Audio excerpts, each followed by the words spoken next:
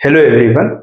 अब हम लोग अपने नेक्स्ट हेडिंग पे चलेंगे जहां पे हमारे पास कौन सा power in series RLC circuit. अभी तक हमने आरएलसी कॉम्बिनेशन सीरीज का देख लिया, पैरेलल का देख लिया, और एक चीज हमने समझा कि एक कंप्लीट ऑफ साइकिल जब हमारे पास एवरेज वैल्यू चाहे वोल्टेज के लिए या चाहे करंट के लिए फाइंड कर रहे हैं तो उसकी वैल्यू कितनी आ रही है? जीरो। एक कंप्लीट ऑफ साइकिल पे जो एवरेज वैल्यू आ रही थी वो कितनी आ रही थी? जीरो आ रही थी।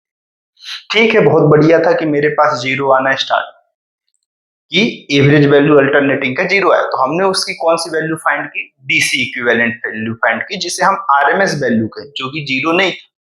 वहां पे हमारे पास ये पता चला कि एक हीटिंग इफेक्ट भी आ रहा था। तो हीटिंग इफेक्ट अगर है तो हीट पर सेकंड को ही आप क्या बोल देते हो? पावर बोल देते हो। या एनर्जी पर सेकंड को आप क्या बोल देते हो? पावर बोलते हो। या वर्क डन पर सेकंड को आप क्या बोल रहे हो? पावर बोल रहे हो। तो power in series RLC circuit में अगर मैं देखूं तो मैं अपनी हेडिंग यहां पे पुट करता हूं, power in series RLC circuit. ठीक। तो एक सीरीज आरएलसी सर्किट में पावर कैसे कैलकुलेट, जबकि हमें मालूम है कि अल्टरनेटिंग करंट और अल्टरनेटिंग वोल्टेज की वैल्यू हर टाइम इंस्टेंट पे क्या हो रही होगी? चेंज हो रही होगी। तो पावर भी हर टाइम इंस्टेंट पे कैसा होगा? चेंज होगा। तो जहां पे हम ये जानते हैं कि हम पावर इज इक्वल टू क्या बोलते हैं, अगर आपसे कभी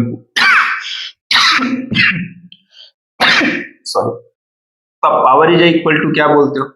ईएमएफ इंटू क्या होता है? ये वोल्टेज इंटू करंट। ये जो वोल्टेज है ये कौन सा? Instant of value. तो ये करंट भी कैसा है? इंस्टेंट। तो पावर भी कैसी मिल रही है?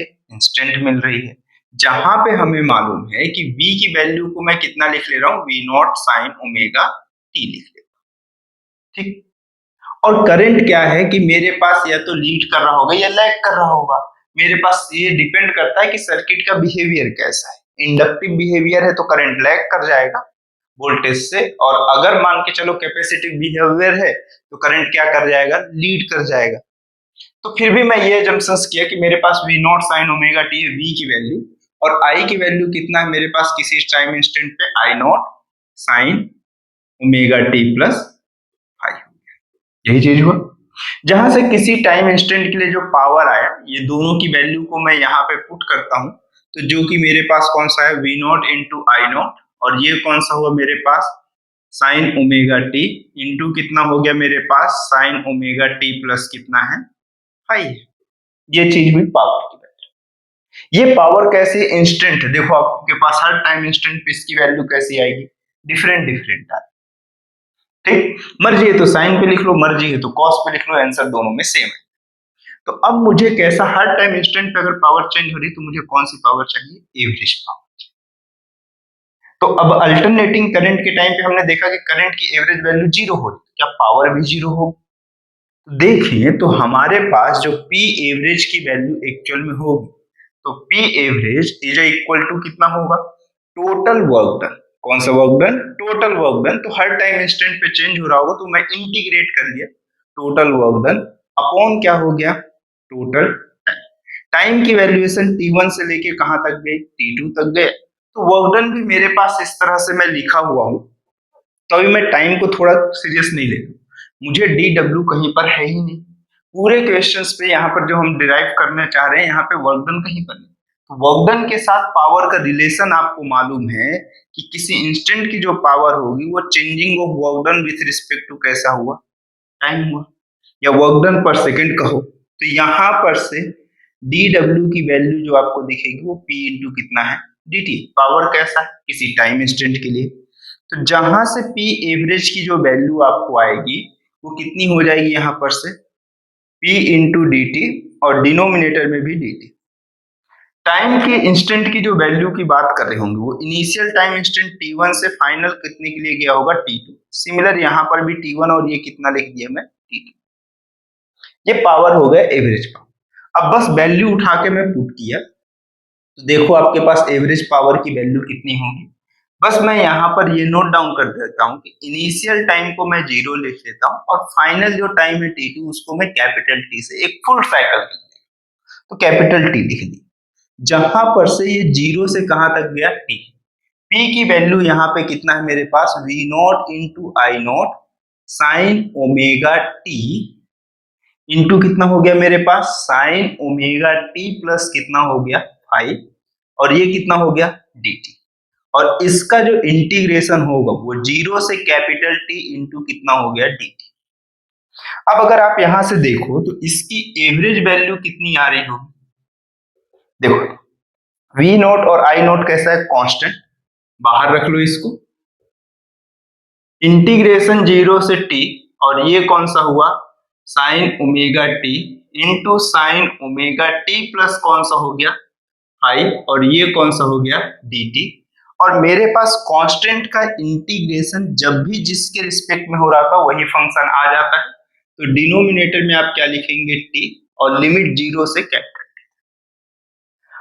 अब यहां पर आप देखो तो यहां पर आपको इंटीग्रेशन इसका पता ही नहीं, ऐसे कोई भी इंटीग्रेशन का फॉर्मेट अभी आप नहीं पढ़े। इसको सिंप्लीफाई करो, तो अगर आपको अच्छे से देखना हो तो आपको याद करो कि अगर मैं इस पे कहीं से 2 का मल्टीप्लीकेशन और 2 का डिवीजन कर दिया तो मुझे ये कितना देखने को मिलेगा, बोलो 2 साइन ए की प्लेस पे कितना है ओमेगा टी, और बी की प्लेस पे कितना है आप देखो तो ओमेगा टी प्लस कितना है मेरे पास 5, यही चीज दिख रहा होगा। अब ये upper limit minus lower limit करोगे तो ये कैपिटल टी। अगर आप इस फंक्शन को अच्छे से देखो तो आपको कुछ जाना पहचाना लगा। अगर आपको याद हो कि cos a माइनस बी और फिर minus cos a plus B का जो फॉर्मूला होता है वो एक्चुअल में 2 साइन a इंटू कितना होता है मेरे पास साइन। नहीं तो अगर मैं इसको cos a plus B minus cos a minus B लिखता हूं तो यहां माइनस सिंबल आता है। अब वो आपकी मर्जी के ऊपर है, आप किसको a लेना है और किसको b लो, कोई दिक्कत नहीं, मैं इसी को a लूंगा और इसको b ले लेता हूं। तो देखता हूं ये सिंप्लीफाई होने के बाद कितनी वैल्यू देता है। तो देखो, तो जो इसकी p एवरेज की वैल्यू आएगी वो v not into I not upon कितना है मेरे पास 2t, और ये कहां से कहां तक इंटीग्रेट हो रहे हैं 0 से कैपिटल T तक, ठीक है। अगले स्टेप पे देखो तो मैं इसे कितना लिखूंगा cos a की प्लेस पे कितना है मेरे पास ओमेगा t, b की प्लेस पे माइनस ओमेगा t माइनस कितना हुआ 5, माइनस उसके बाद cos a प्लस b हुआ तो a की प्लेस पे omega t plus omega t plus कौन सा हुआ 5 इंटू कितना हो गया dt। तो देखो ओमेगा टी कैंसिल। अब इधर के लिए मैं अभी छोड़ भी देता हूं, तो आप देखो पी एवरेज की value V not I not by of 2t, और अगर मैं इसे देख रहा हूं तो देखो यहाँ पे मेरे पास दो फंक्शंस का कैसा है सब्सट्रैक्शन और एडिशन वाले फॉर्मेट से, तो इंटीग्रेशन सेपरेटली हो जाएगा। तो मैं इसे कितना लिख दिया 0 से t, और ये कौन सा हुआ cos माइनस 5 और कौन सा हो गया dt। फिर उसके बाद मेरे पास माइनस 0 टू कैपिटल T, उसके बाद ये कितना हो जाएगा मेरे पास cos 2 ओमेगा t प्लस कौन सा हो गया 5 इंटू dt, ये चीज दिखेगा। अब अगर आप देखो तो कहीं ये एवरेज वैल्यू के टाइम पे आपने फाइंड की थी क्या कि एक कंप्लीट ऑफ साइकिल पे कॉस या जितने भी हार्मोनिक फंक्शंस होते हैं जैसे साइन और कॉस के लिए एक कंप्लीट ऑफ साइकिल मतलब 0 से कैपिटल टी तक के लिए मैं जा रहा हूं 0 से कैपिटल टी तक के लिए, तो एक कंप्लीट ऑफ साइकिल में कॉस का इंटीग्रेशन चाहे आप जैसे भी करो कॉस होता है या साइन, उसकी वैल्यू कितनी होती है 0। आपको मैं हिंट दिखाता हूं, cos 2 ओमेगा टी प्लस 5, 5 कैसा है कांस्टेंट है, जिसे आप क्या बोलते हो 5 की वैल्यू को क्या बोलते हो आप फेज कांस्टेंट, यही बोलते हो। इसका टाइम के रिस्पेक्ट में कोई भी वेरिएशन नहीं होगा, अगर नहीं होगा तो जैसे ही आप cos 2 ओमेगा टी प्लस 5 का इंटीग्रेशन करोगे तो साइन 2 ओमेगा टी प्लस 5 और डिनोमिनेटर में 2 कंफर्म। टाइम पीरियड की वैल्यू एक कंप्लीट ऑफ साइकिल में 2 pi by omega. Upper limit पे जैसे ही आप वैल्यू पुट किए, आप पुट करके देखो 2 ओमेगा टी प्लस कौन सा है 5 है, कितना वैल्यू आएगा आप बताओ बोलो बोलो साइन कितना आएगा, आप इसको करोगे भी तो देखो 2 ओमेगा पाई पाई, तो मेरे पास omega omega cancel 4 pi plus pi आएगा, साइन 4 पाई प्लस 5 मतलब मेरे पास कैसा पॉजिटिव, फिर जीरो में भी माइनस साइन 5, तो एक sine 5 minus sine 5, sine 5 cancel, final answer zero. तो मतलब इसका पूरा कंप्लीट इंटीग्रेशन कितना आएगा, जीरो। ठीक, अब इसका जब वैल्यूएशन जीरो आएगा तो आप ये समझो कि इसकी वैल्यू अब जब यहां पर आप ये जो पॉइंट पे है आप समझो फोर्थ क्वाड्रेंट में minus cos, cos minus theta कितना होता है, कॉस थीटा, यहाँ पे कितना हो जाएगा कॉस फाइव। तो आपके पास जो पी एवरेज की वैल्यू निकलेगी वो V not I not by of 2t, और cos फाइव कांस्टेंट है तो ये मेरे पास इंटीग्रेशन में पार्टिसिपेट नहीं करेगा, और इंटीग्रेशन ऑफ dt और जीरो से कैपिटल T तक, तो जब इसकी वैल्यू आप पुट करोगे तो आपको दिखेगा V not I not upon 2t cos five, और इसमें जो कांस्टेंट है उसका इंटीग्रेशन t, अपर लिमिट मेरे पास कैपिटल टी कैंसिल, तो पी एवरेज की जो वैल्यू दिखेगी वो V not I not upon 2 into cos five दिखेगी। तो मतलब एक कंप्लीट ऑफ साइकिल पे average value of alternating current कभी भी जीरो नहीं होगा। करंट बोल दिया क्या, सॉरी पावर। एक कंप्लीट ऑफ साइकिल्स पे एसी सर्किट में कभी भी एवरेज पावर की वैल्यू जीरो नहीं हो सकती। ठीक, अब अगर ये जीरो नहीं हो सकती तो यहीं से अब मुझे कुछ लॉ देखने को मिलेंगे, आप समझना। पी एवरेज की वैल्यू कितना, V not I not by of 2 into cos five. तो मैं यहां से चाहूं तो इसे कैसा लिख सकता हूं, देखो जहां से पी एवरेज की value V not by I not by of 2 है, जिससे मैं V not by root 2 into I not by of root 2 into कितना लिख सकता हूं मैं, कॉस फाइव, ये लिख सकता हूं। एक फॉर्मेट आपको ये याद रखना है कि cos फाइव की वैल्यू अगर r और z के फॉर्मेट में नहीं गिवन है तो ठीक। अब जैसे मैं ये लिखा तो मुझे समझ में आ रहा है कि v नॉट बाय रूट 2 हम कुछ तो पढ़े थे आरएमएस, ठीक, या फिर इसी को क्या बोलते थे आप, वीडीसी। सिमिलर स्टेप पे आप याद करो कि मेरे पास आई नॉट बाय ऑफ रूट 2 ये किसके इक्वल था, आई आरएमएस या आई डीसी के इक्वल था, जहां पर से पी एवरेज की जो वैल्यू होगी वो किसके इक्वल हो जाएगी, V RMS into I RMS into cos five, या मेरे पास यही कौन सा पावर कहलाता है, डीसी पावर कहलाएगा।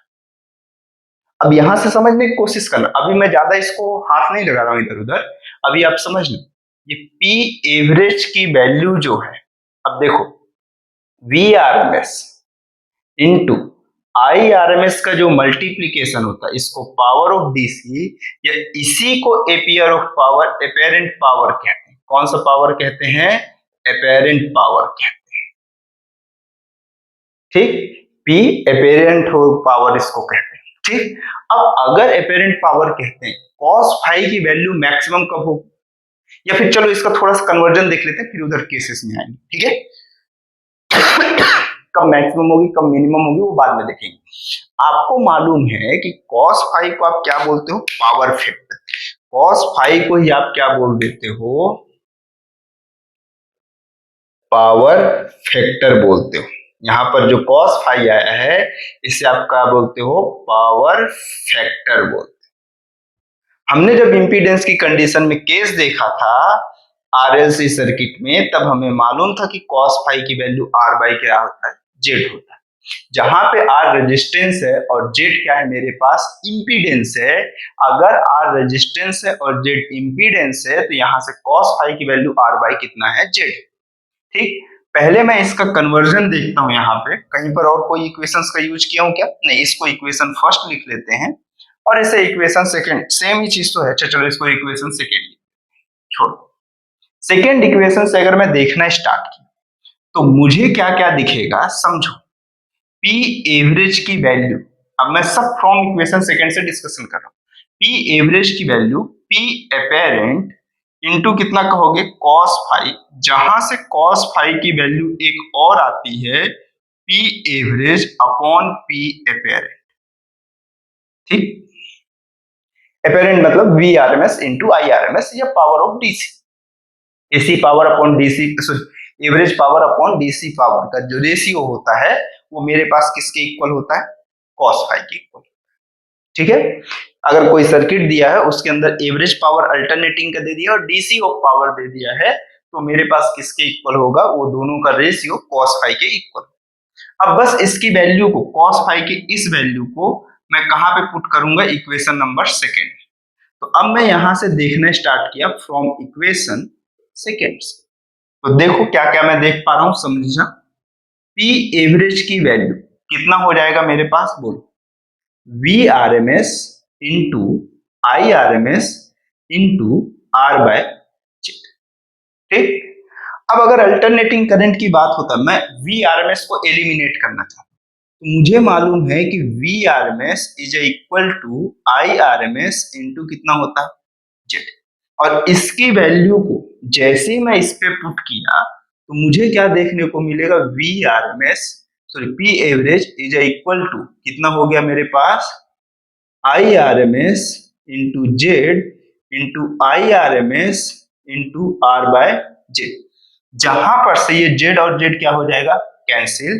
तो आप लिख सकते हो कि एवरेज पावर की जो वैल्यू होगी वो I square R M S into कितना हो गया आर। ये किसके लिए है, एसी सर्किट के लिए, जब आपको इंपीडेंस की वैल्यू न गिवन हो, सिर्फ आरएमएस वैल्यू और रेजिस्टेंस गिवन। ठीक, एक बार इतना आप देखो फिर और आगे डिस्कशन करते हैं। ठीक है, देखो पहले।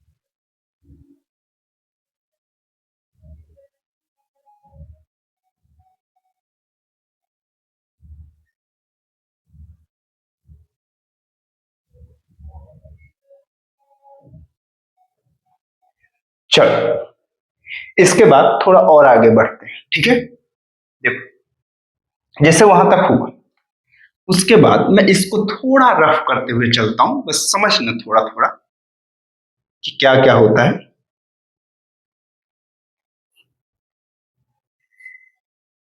देखो, अब मैं चाहूं तो यहां पर से एक और एलिमिनेशन को यूज कर सकता। ठीक है, तो देखो मेरे पास, बताओ, पी एवरेज की वैल्यू मैं क्या लिखता हूं, V R M S into कौन सा I R M S into कौन सा आर बाय जेड भी लिख सकता हूं। मैं यहाँ पे v को एलिमिनेट किया, अब i को भी तो एलिमिनेट कर सकता हूं, जहां से मुझे मालूम है कि आई आर एम एस की वैल्यू कितना होगा मेरे पास, V R M S upon Z. ठीक, जहां से पी एवरेज की वैल्यू कितना आएगा, V R M S into V R M S upon Z into R by Z हुआ। तो जहां से ये कितना आएगा, वी आर एम एस का square by Z square into R, ये होगा। ठीक, अब समझो यहां तक तो कोई दिक्कत की बात नहीं है। अब जैसे अगर मैं यहां तक देख चुका, अब मैं इस cos फाइव में आ, ठीक है, इस cos फाइव में आ रहा हूं और दिखाता हूं कि वैल्यू किस तरह से डिपेंड करती है। तो आपको मालूम है कि cos फाई की कंडीशंस अलग अलग टाइम पे, कभी मेरे पास फाई पॉजिटिव हो सकता है, निगेटिव हो सकता है और जीरो भी हो सकता है। ठीक, तो समझना, अगर मैं ये बोला कंडीशंस पे, अब मैं आता हूं case number first. Case number first, अगर मैं गलती से भी ये कहा कि cos फाई की वैल्यू, किसकी वैल्यू, cos फाई की वैल्यू, समझो कि मेरे पास cos फाई की वैल्यू 1 हो, मतलब मैक्सिमम 1 कब जाएगा, जब r की वैल्यू किसके इक्वल हो जाए, z के इक्वल, मतलब फाई की वैल्यू किसके इक्वल हो जाए, 0। इस कंडीशन में r की वैल्यू किसके इक्वल हो गया, z के इक्वल, मतलब अगर r की वैल्यू z के इक्वल हो गई तो कहीं मैं ऐसा तो नहीं कर रहा हूं कि एक्सएल की वैल्यू xc के इक्वल हो गई। और यही कंडीशन कौन सी होती है मेरे पास, रेजोनेंस की कंडीशन होती है। कौन सी कंडीशन होती है, रेजोनेंस कंडीशन होती है।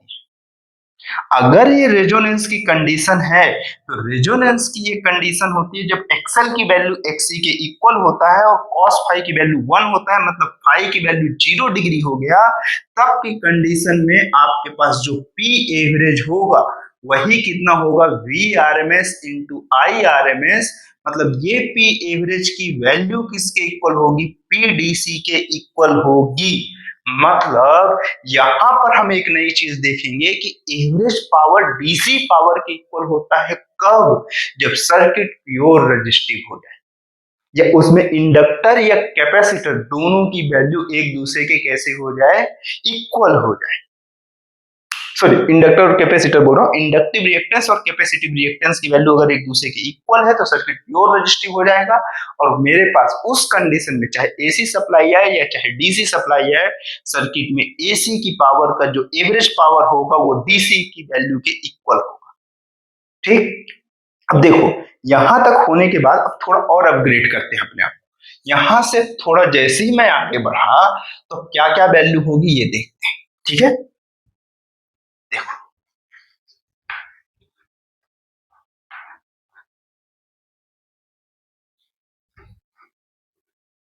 समझना, अब जैसे ही समझने की कोशिश करोगे तो चीजें और बेटर होती हुई चली जाएंगी। ठीक है, अब अगर मैं ये बोला, ये सब नोट के अंदर लिखते चलना। ठीक है, मैं ये रब कर दे रहा हूं, अब ये देखना। इसके बाद अब इसी में केस नंबर कौन सा, सेकंड। अब अगर केस नंबर सेकंड की बात कर रहा हूं मैं, जब मेरे पास cos फाई की वैल्यू 0 हो जाए तो इसकी दो कंडीशंस आती है कि फाई की वैल्यू मेरे पास कौन सी हो जाए, प्लस पाई बाई।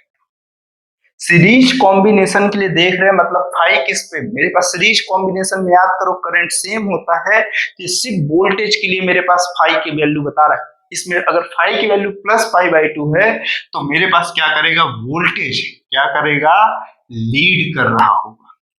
और पाई बाई 2 से तो वोल्टेज लीड कर रहा है, मतलब मेरे पास कौन सा बिहेवियर हो गया, इंडक्टिव बिहेवियर हो गया। कौन सा बिहेवियर हो गया, इंडक्टिव बिहेवियर हो गया।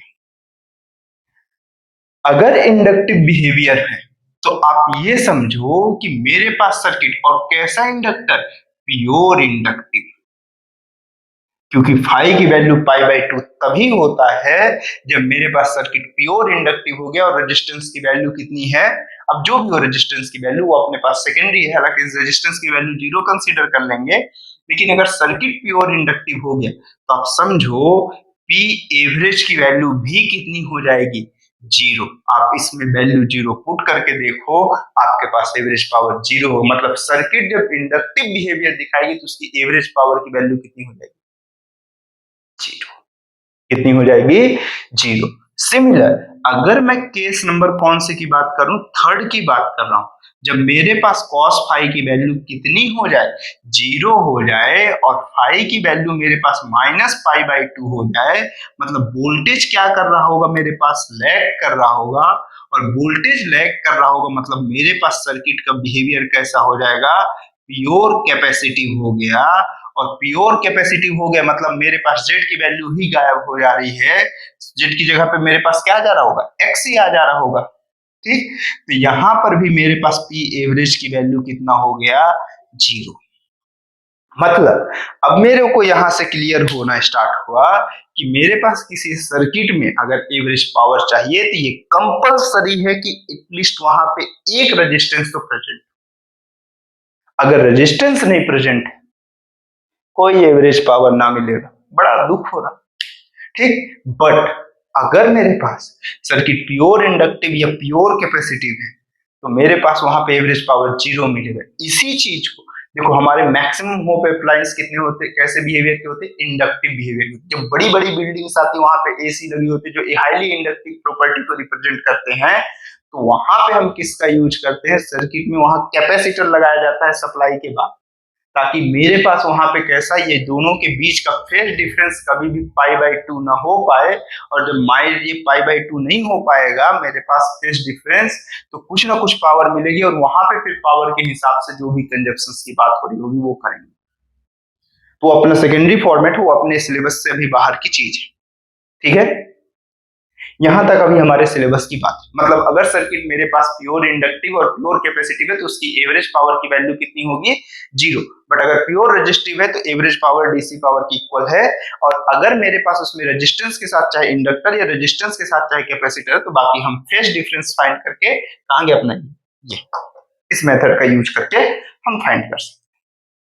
ठीक है, चलो इतना पहले देखो आप, मैं अभी 2 मिनट आपको दे रहा हूं time.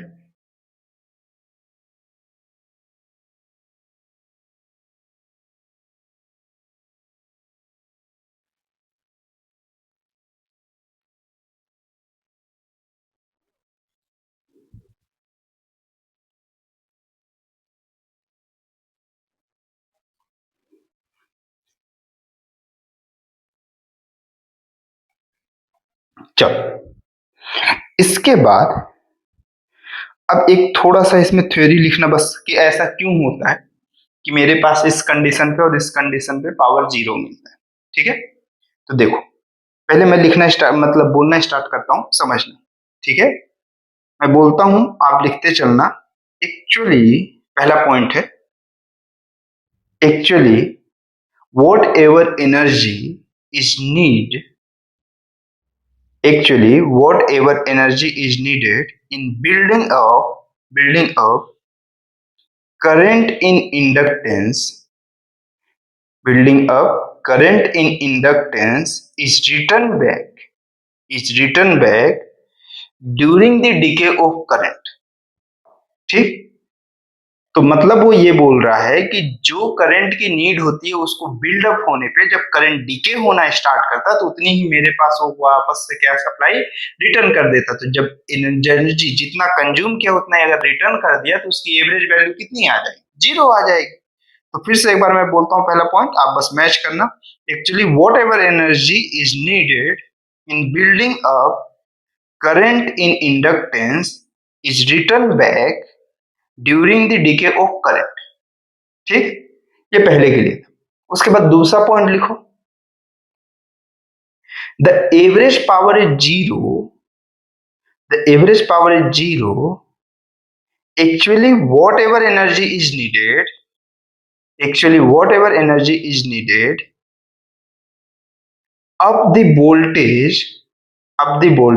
across capacitor is returned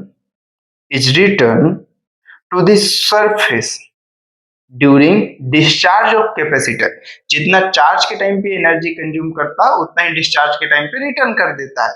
तो इसलिए ये बोल रहा है कि आइडियल कंडीशंस पे, तब की कंडीशन पे ये क्या होता है, मेरे पास इसकी एवरेज पावर की वैल्यू जीरो हो जाती है।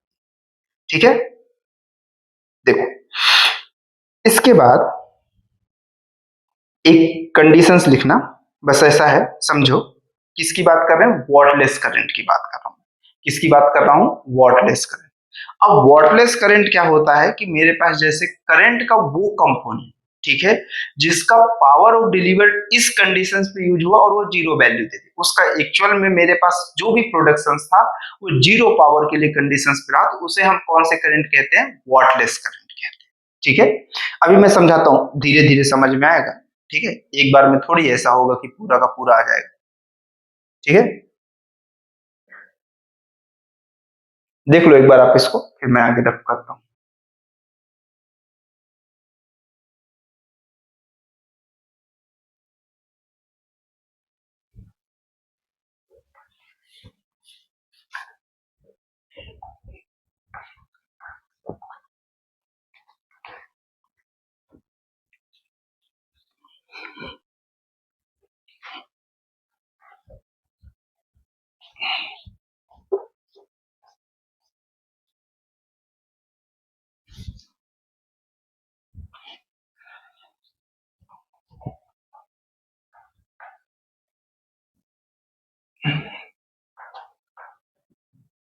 देखो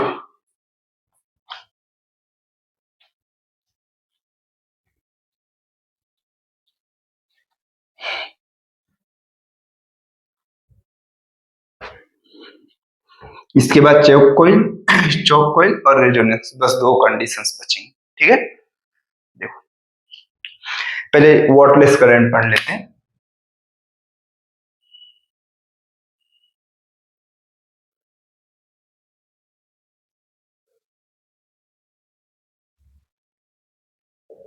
देखो करंट का वो कंपोनेंट जो जीरो पावर प्रोडक्शन के लिए रिस्पॉन्सिबल होता है उसे हम वाटलेस करंट कहते हैं। देखो मैं जैसे ये बोला कि मेरे पास एक करंट, ठीक, IRMS, ये किसी फेस में आगे या पीछे कहीं पर भी हो सकता है, तो इसके दो कंपोनेंट बच जाएंगे, IRMS cos फाई और एक कौन सा हुआ IRMS sin फाई। तो इस कंपोनेंट का आप यूज ही नहीं करते हो, इसके थ्रू जो पावर डिलीवर्ड होती है उसे हम रिएक्टिव पावर भी कहते हैं। तो ये मेरे पास कौन सा करंट है, वाटलेस करंट। ठीक है, बस इतना सा है। तो पहले इसकी छोटी सी थ्योरी लिख लो, है ना, मैं बोलते चलता हूं। देखो the current through pure L और C, the current through pure L or C which dissipated on power is called ideal current, or wattless current. L and C are most suitable for controlling the current in AC circuit.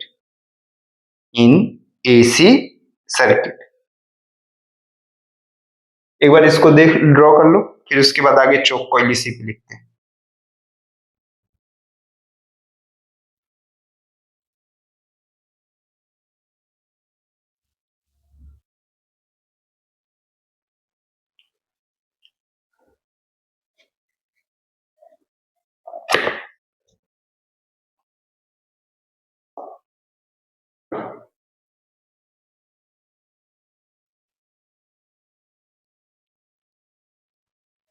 चलो इसी में देखते हैं आगे, चौक coil की बात करते हैं।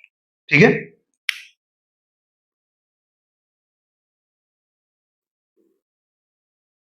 चौक कॉइल एक्चुअल में चौक कॉइल का बहुत ज्यादा ऐसा कुछ है नहीं, RL सर्किट पढ़ लियो ना, एकदम वही चीज। बस कैसा है कि series combination of resistance and inductor, ठीक, बट इस कंडीशन पे ये एक्सएल है और ये आर है, बट चौक कॉइल की कंडीशन में जब series combination of inductor and resistance मेरे पास एक्सएल की वैल्यू कैसी हो, बहुत ज्यादा हो कंपैरेटिवली किससे, आर। तो मतलब जब मेरे पास सीरीज कॉम्बिनेशन में हाईली इंडक्टिव सर्किट और रेजिस्टेंस सीरीज में कनेक्टेड है तो उसे हम कौन सी कॉइल कहेंगे, चौक कॉइल कहेंगे। कौन से कॉइल कहेंगे, चौक कॉइल कहेंगे। और ये समझो कि यहाँ पे मेरे पास जेड की वैल्यू कितनी होगी, square root R square plus of XL का स्क्वायर, और कॉस फाई की जो वैल्यू होगी वो कितनी होगी, आर बाय जेड। अब समझो यहाँ पे Z बहुत ज्यादा है और R की वैल्यू कैसी है, R की वैल्यू बहुत स्मॉल है बट Z की वैल्यू कैसी है, बहुत ज्यादा है, क्योंकि एक्सेल और ज्यादा है और उसमें से एक स्मॉल डिजिट को ऐड करके स्क्वायर रूट से बाहर निकाल रहे होगे तो एक्सेल और इंक्रीज होते हुए जाएगा और Z की वैल्यू मेरे पास हाईएस्ट हो जाएगी और R की वैल्यू कैसी है, छोटी। एक बड़ी डिजिट को सॉरी एक छोटी डिजिट को एक बड़ी डिजिट से डिवाइड करने पे आंसर कैसा आता है, छोटा, तो फाई की वैल्यू अप्रोक्सीमेटली इसमें कैसा रहता है, 90 डिग्री के आसपास रहता है, लेकिन इतना ज्यादा वो हमें बात करनी भी नहीं है, अप्रोक्स 90 डिग्री रहता है, एकदम 100% राइट ही नहीं, क्योंकि मेरे पास आर भी यहाँ पे है, ठीक है। उसके बाद यहाँ पे जो फेज डिफरेंस आपको देखने को मिलेगा ये वो कितना होता है, मेरे पास फेज कांस्टेंट जो देखने को मिलेगा वो ओमेगा एल बाय आर से भी आप फाइंड कर सकते हो, एक्सएल बाय आर, क्योंकि XL minus X upon R लिखते हो आप किसके लिए, सीरीज कॉम्बिनेशन के लिए। कौन से कॉम्बिनेशन के लिए, सीरीज कॉम्बिनेशन। बस इतना ही है चौक को, ठीक। चलो मैं इसकी थ्योरी बोलते चलता हूं, आप लिखते चलना, ठीक है। फिर उसके बाद अब रेजोनेंस पे आ जाएंगे, ठीक है। मैं थ्योरी बोल देता हूं, पहले चौक कोइल की हेडिंग डालना, उसकी थ्योरी लिखना उस पे। For a large inductance, for a large inductance and low resistance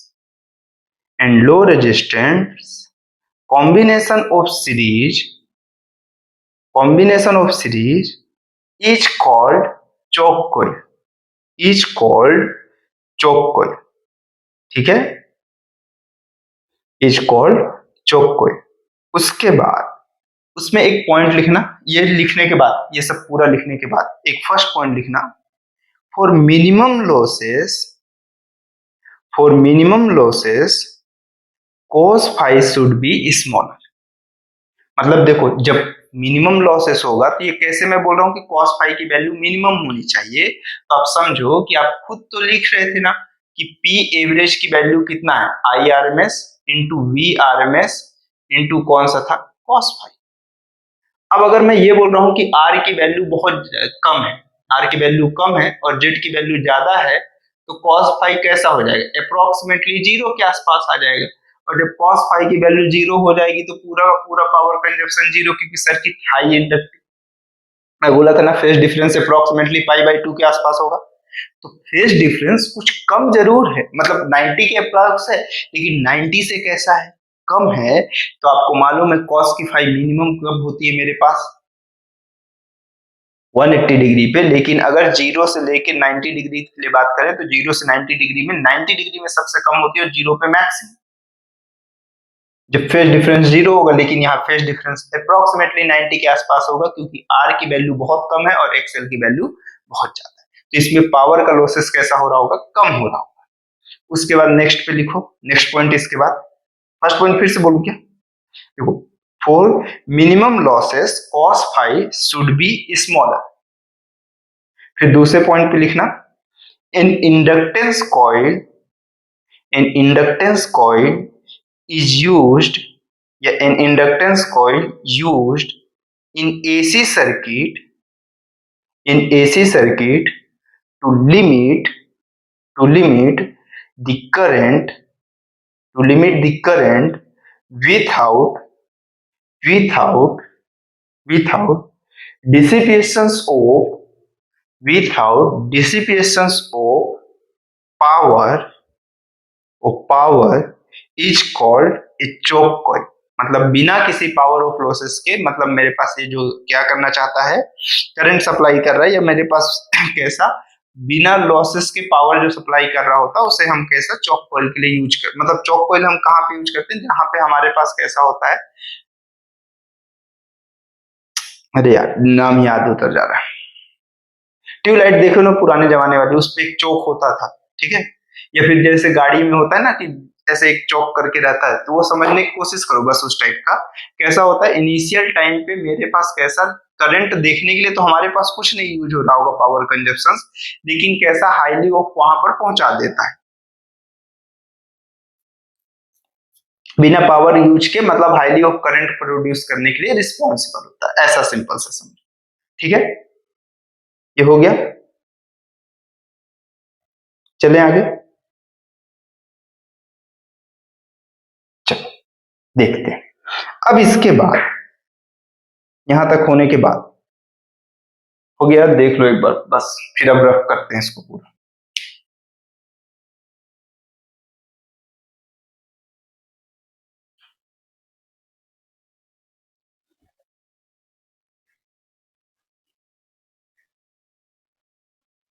उसके बाद रेजोनेंस की बात करते हैं सीरीज एलसीआर। कौन से में? Series LCR. समझना, सीरीज हो या पैरेलल हो, लगभग लगभग रेजोनेंस की कंडीशन सेम ही होती है, बस थोड़ा सा डिफरेंस होता है ग्राफ के लिए। ग्राफ नहीं मतलब वैल्यू कहाँ पे इंडक्टिव होता है और कहाँ पे कैपेसिटिव होता है। ठीक है, देखो resonance in series RLC circuit देखते हैं। Resonance in series RLC circuit. ठीक है, कैसी कंडीशन पे देख रहे हैं? सीरीज के लिए देख रहे हैं। ठीक है, चलो स्टार्ट करें। देखो आप क्या समझते हो कि I इज इक्वल टू या आई आर एम एस की जो वैल्यू होती है, अब यहां से वहां तक लास्ट तक आराम से देख बिना किसी हड़बड़ी के। ठीक है, आई आर एम एस की जो वैल्यू होती है वो E R M S upon क्या लिखते हो? जेड। ये लिखते हो सकता है इसी चीज को या वी आर एम एस लिखते हो। लो मैं वी लिख देता हूँ भाई, बहुत लोग वी लिखते हैं तो मैं वी लिख देता हूँ। ये वी आर एम एस, ये कौन सा हुआ? V R M S. Z की वैल्यू को आप क्या लिखते हो? R square plus XL minus क्या लिखते हो? एक्सी का स्क्वायर। यही होता है। आप ये जानते हो कि करंट की वैल्यू मैक्सिमम कब मिलेगी? करंट की वैल्यू मैक्सिमम तब मिलेगी जब डिनोमिनेटर सबसे कम हो। और आप देखो डिनोमिनेटर कभी तो निगेटिव दिख ही नहीं सकता। डिनोमिनेटर मिनिमम कितना दिख सकता है? आर की। मतलब जब एक्सएल की वैल्यू एक्सी के इक्वल हो जाएगा तो जेड की जो वैल्यू वो किसके इक्वल हो जाएगा? आर के इक्वल। इस कंडीशन पे जो करंट मिलेगा वो कैसा मिलेगा? मैक्सिमम मिलेगा। जहां पे मैं वी आर एम एस की वैल्यू किसके? जेड की बात करूं जो कि किसके इक्वल होगा? आर के इक्वल। मतलब जब एक्सएल की वैल्यू एक्सी के इक्वल हो जाएगा तब करंट की वैल्यू कैसी मिलेगी? मैक्सिमम मिलेगी। कैसी मिलेगी? मैक्सिमम मिलेगी। और इस कंडीशंस पे अगर मैं कहूं कि जिस फ्रीक्वेंसी पे एक्सएल की वैल्यू एक्सी के इक्वल हो जाती है उसी फ्रीक्वेंसी को हम क्या बोलते हैं? रेजोनेंस फ्रीक्वेंसी बोलते हैं। कौन सी फ्रीक्वेंसी बोलते हैं? रेजोनेंस फ्रीक्वेंसी बोलते हैं। मतलब इंडक्टिव रिएक्टेंस जब कैपेसिटिव रिएक्टेंस के इक्वल हो जाए जिस फ्रीक्वेंसी में, उस फ्रीक्वेंसी को हम कौन सी फ्रीक्वेंसी बोलते हैं? रेजोनेंस फ्रीक्वेंसी कहते हैं। अब जब इसे रेजोनेंस फ्रीक्वेंसी कहते हैं तो आप देखो omega L is equal to 1 by omega C, और मैं इसे नॉट से रिप्रेजेंट करता हूं रेजोनेंस फ्रीक्वेंसी को, तो ओमेगा नॉट का square is equal to 1 by L C, तो omega naught is equal to 1 by square root L C हुआ। जहां पर से ओमेगा नॉट की जो वैल्यू होगी वो 1 बाय 2 पाई, सॉरी, अब इसके बाद मैं इसको चाहूं तो एफ नॉट के फॉर्मेट में भी लिख दूं, तो मेरे पास F naught is equal to 1 by 2 pi square root L. F naught is equal to 1 by 2 pi square root L by C, यही चीज देखने को मिलेगी। अब देखो यहां तक तो हो गया। अब यहां से टेन फाई की वैल्यू कितनी मिलेगी? आप बोलो। एक्सएल माइनस एक्सी अपॉन कितना लिखते थे आप? ये इक्वल हो गया तो फाई की वैल्यू कितना हो जाता था? 0। और फाई की वैल्यू 0 तो कॉस फाई की वैल्यू कितनी हो जाती थी? 1। ये चीज आप देख चुके हो, याद करो, अभी जस्ट कुछ देर पहले ही आप देखे, बहुत ज्यादा दूर की बात मैं कर भी ना। चले आगे, देखो अब यहां तक तो हो गया। अब इसके बाद मैं अब इसके केसेस देखना स्टार्ट करता हूं कि कब कैसा बिहेवियर करे। तो जैसे फॉर एग्जाम्पल मैं क्या किया, अपने एक ग्राफ को ड्रॉ कर रहा हूं, फ्रीक्वेंसी को रिप्रेजेंट करना चाह रहा हूं इंपीडेंस के साथ। ठीक है, अगर मैं ये कहा कि ओमेगा की वैल्यू इनिशियल टाइम पे कितनी हो गई, जीरो, ओमेगा की वैल्यू इनिशियल टाइम पे कितनी हो गई, जीरो हो गई। फॉर एग्जाम्पल इसी को हम कौन सी फ्रीक्वेंसी कहते हैं, रेजोनेंस फ्रीक्वेंसी कहते हैं। मैं ये लिख देता हूं,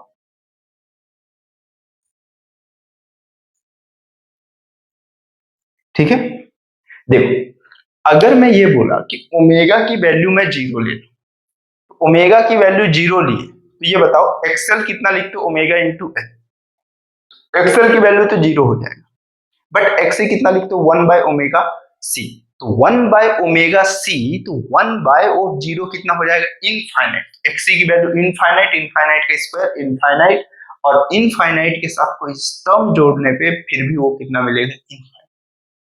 तो जेड की वैल्यू कितनी मिलेगी, इनफाइनाइट। मतलब मेरे पास जेड की वैल्यू इनफाइनाइट पे होगी। तो इनफाइनाइट लाइन कैसे दिखते हैं, आपको मालूम है ये स्टेटमेंट कि two parallel line will be never intersect each other if intersect the point will be lie at infinite.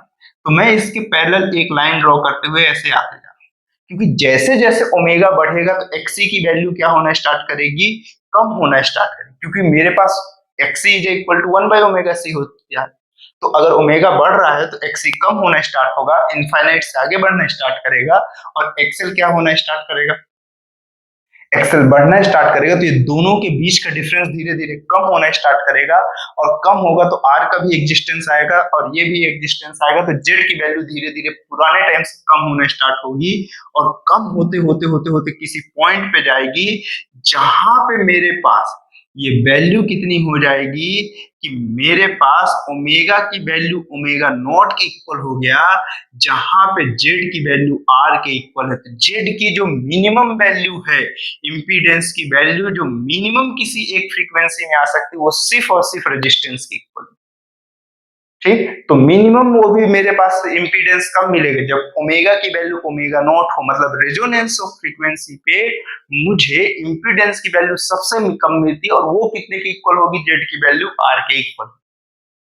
ठीक, अब मैं क्या किया कि जैसे जैसे मैं आगे बढ़ा, तो अब देखो एक बार जीरो हुआ, अब फिर धीरे धीरे एक्सी की वैल्यू तो कम होना स्टार्ट होगी, बट धीरे धीरे ओमेगा की वैल्यू बढ़ेगी, इनके बीच का डिफरेंस अब बढ़ना स्टार्ट होगा, स्क्वायर होगा, आर होगा, अब फिर जेड की वैल्यू बढ़ेगी, और धीरे धीरे धीरे धीरे धीरे बढ़ते बढ़ते जब ओमेगा की वैल्यू इनफाइनाइट चली जाएगी, तो एक्सेल इनफाइनाइट हो जाएगा। और अगर एक्सेल इनफाइनाइट हो गया तो इनफाइनाइट से एक छोटे टर्म्स को सब्सट्रैक्ट करने पे one by of infinite, XC में कितना होगा, वन बाय ओमेगा सी। तो वन बाय ओमेगा सी मतलब वन बाय इनफाइनाइट जीरो, और एक्सेल की वैल्यू ओमेगा इंटू एल होगा, ये इनफाइनाइट हो जाएगा। इनफाइनाइट और इनफाइनाइट में किसी टर्म को ऐड करने पे भी वो मेरे पास कैसा रहेगा, इनफाइनाइट रहेगा। धीरे धीरे धीरे ये टर्म आगे चलता है। इधर की कंडीशन कौन सा है, omega is less than of कौन सा है मेरे पास, ओमेगा नॉट है, और इधर कौन सा, omega greater than of omega naught है। ये F is less than of F naught है, और यहाँ F greater than of F naught है। यहां तक तो हमें सब अच्छा लगता है, मजा इसमें आएगा, तुम देखो बस देखते चलो। ये कंडीशन उस कंडीशन पे है जहां एक्सी की वैल्यू ग्रेटर देन ऑफ कितना है, एक्सएल है। मतलब मैं यहां से एक कंडीशंस पे कि जब f की value less than of F naught है, या omega is less than of omega naught है, तो xc की जो वैल्यू है वो ग्रेटर देन ऑफ xl है। और सर्किट कैसा बिहेवियर कर रहा होगा, सर्किट का बिहेवियर कैसा होगा, बिहेवियर कैसा होगा, सॉरी कैपेसिटिव होगा। कैसा बिहेवियर होगा, कैपेसिटिव बिहेवियर होगा। उसी में सेकंड कंडीशन पे देखो, अगर f की value greater than of F not हो जाए, तो इधर एक्सएल ज्यादा हो गया था, बट एक्सी कैसा हो गया था, कम हो गया था। तो f is greater than of F not हो गया, और omega greater than of omega not हो गया।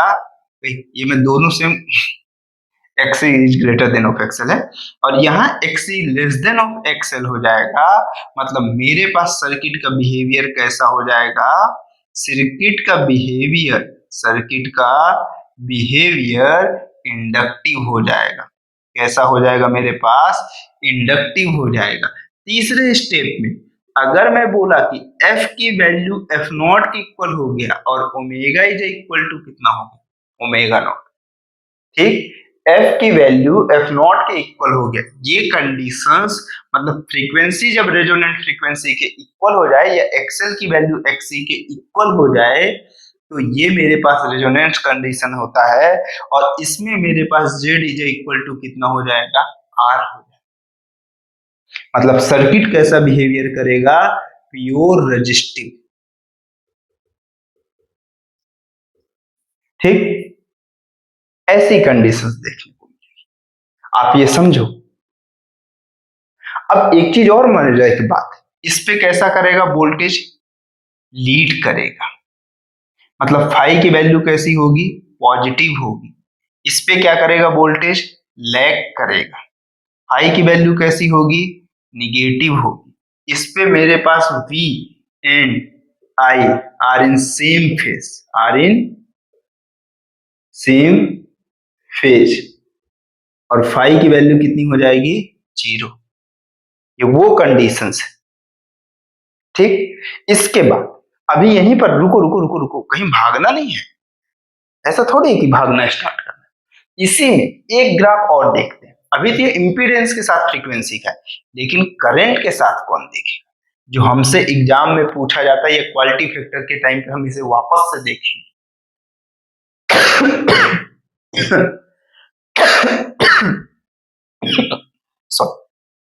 ठीक है, चल।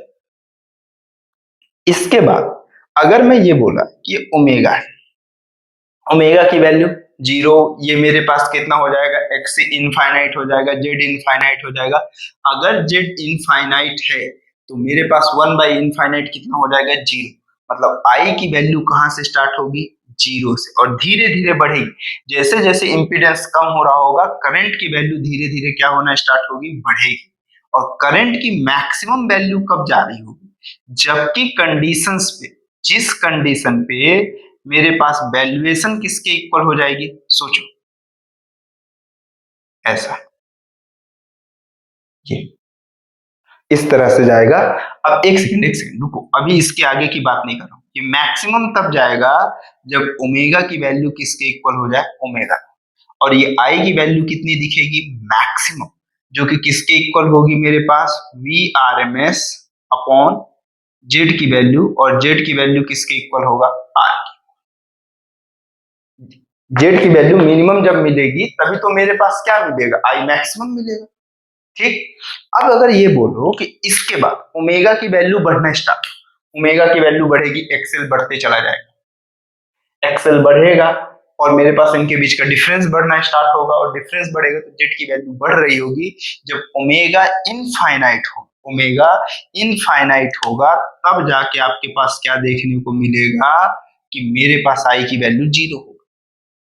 ये ग्राफ देखने को मिलेगा। ये कंडीशन कैसी है, omega is less than of omega naught है, और ये कंडीशन कैसा, omega is greater than of omega naught है। या फ्रीक्वेंसी के लिए बात करो, F is less than of F naught है, F is greater than of F naught है, और एफ इज इक्वल टू कौन सा है, एफ नॉट। ये चीज देखने को मिलेगी। ये कंडीशंस कौन सी होती हैं, रेजोनेंस होती है। ये कंडीशन रेजोनेंस, ये कौन सा है, रेजोनेंस। ये कंडीशंस कौन सा है, ये अब आप समझो। पहले शुरू में एक्सी की वैल्यू ग्रेटर देन होगी, एक्सएल की वैल्यू कैसी होगी, कम होगी। फिर बाद में कैसा हो जाएगा, एक्सी की वैल्यू लेस देन हो जाएगी और एक्सएल की वैल्यू ज्यादा हो जाएगी, क्योंकि omega is directly proportional of कैसा होता है, एंगुलर फ्रीक्वेंसी। ठीक, देख लो इसको एक बार फेज डिफरेंस के साथ बात करें। चलो इतना देख लो पहले, फिर आगे बढ़ते हैं। और अभी दो तरह के ग्राफ,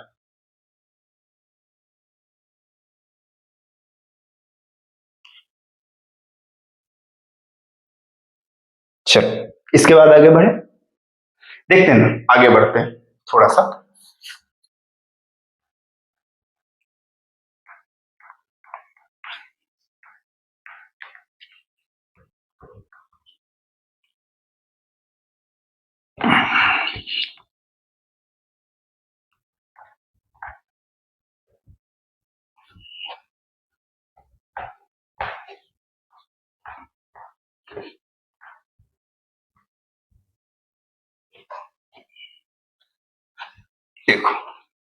बस लास्ट पे ही आ गए, अभी 10-5 मिनट की और वीडियो बची, बहुत ज्यादा बची होगी तो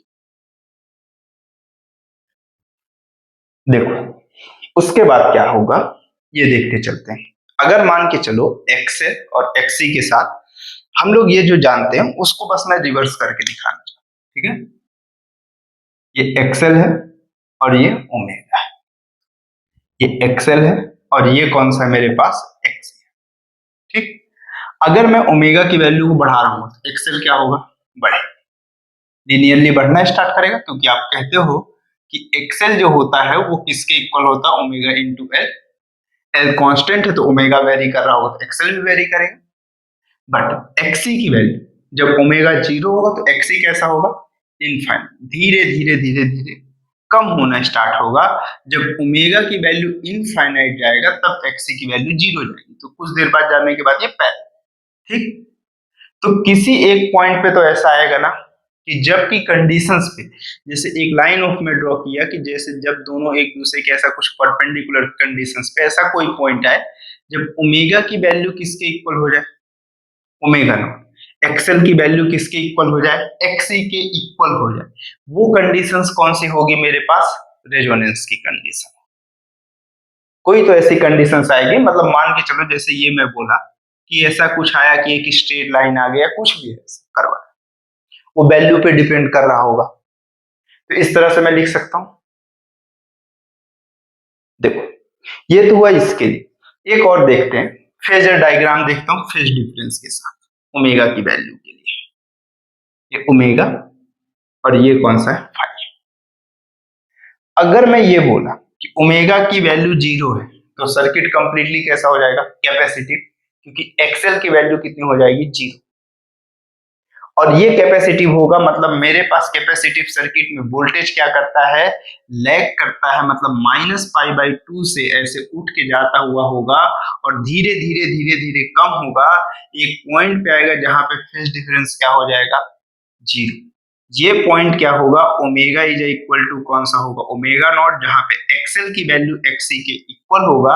उसके बाद जाते जाते जाते जाते जाते जाते इनफाइनाइट पे कहीं पे जाते सर्किट में मेरे पास इनफाइनाइट पे ओमेगा एल, इनफाइनाइट पे जाते जाते मेरे पास सर्किट में ओमेगा की वैल्यू कितनी हुई, अगर ओमेगा की वैल्यू इनफाइनाइट लिखे तो एक्सएल हो जाएगा, और अगर एक्सएल हो गया, सॉरी, अगर ओमेगा की वैल्यू इनफाइनाइट हुआ, ओमेगा इनफाइनाइट होगा तो एक्सएल भी तो इनफाइनाइट होगा, और अगर एक्सएल इनफाइनाइट हो गया तो जेड इज इक्वल टू आप कितना लिखते हो, R square plus of XL minus of XC का होल स्क्वायर, जहां से एक्सएल की वैल्यू कितनी हो जाएगी, एक्सएल की वैल्यू कितनी हो जाएगी, इनफाइनाइट।